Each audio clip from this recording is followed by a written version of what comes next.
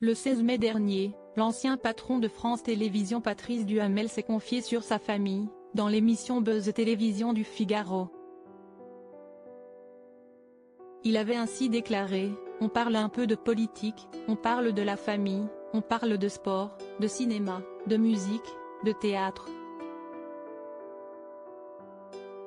On parle de la vie, tout court. » Et quand Damien Canivet lui a demandé lequel des membres de sa famille était le plus réac et le plus progressiste, il a d'abord clarifié: « Il n'y a pas de réac. »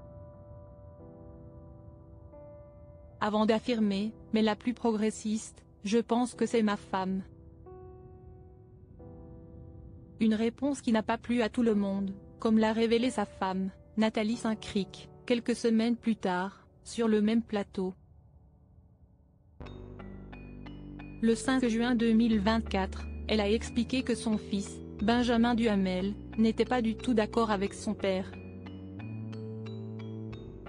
Benjamin était furieux que son père me choisisse au lieu de lui, a avoué l'éditorialiste politique de France Télévisions.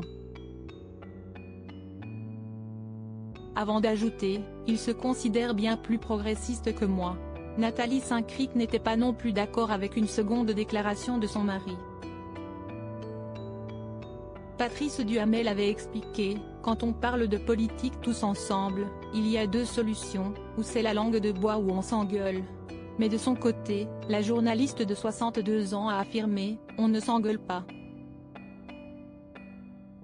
Elle a précisé par la suite: « On a des avis qui ne sont parfois pas les mêmes.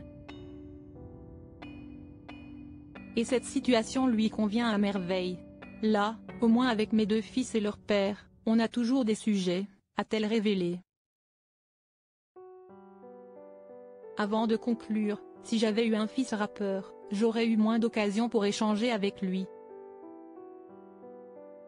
Ou plutôt je n'aurais quelquefois rien à lui dire. » Supérieur à avant Léa Salamé et Gilles Boulot, ces journalistes ont animé le débat d'entre-deux tours. Nathalie Saint-Cric, une maman fière dans ce même entretien, Nathalie Saint-Cric a fait part de son ressenti face à la carrière de son fils, Benjamin Duhamel, journaliste chez BFM TV.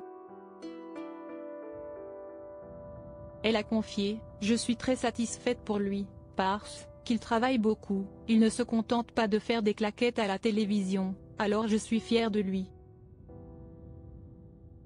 Avant d'avouer: « Il y a des trucs un peu pénibles. L'autre jour, un monsieur s'approche de mon mari et lui demande s'il peut signer un autographe, mais vous écrivez le père de Benjamin, alors c'est une énorme leçon d'humilité.